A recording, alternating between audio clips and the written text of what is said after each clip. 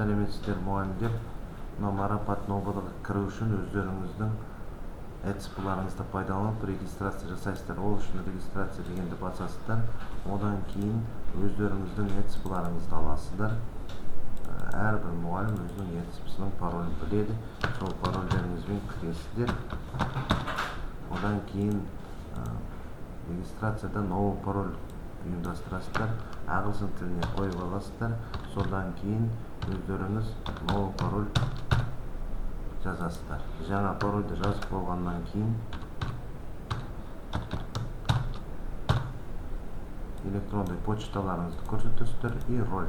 Бұл жерде организация міне среднее образование дегенді аласыздар, орта білім дегенді.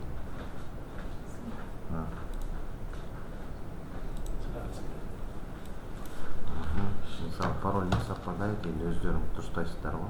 Мысалы үшін бірдей болу үшін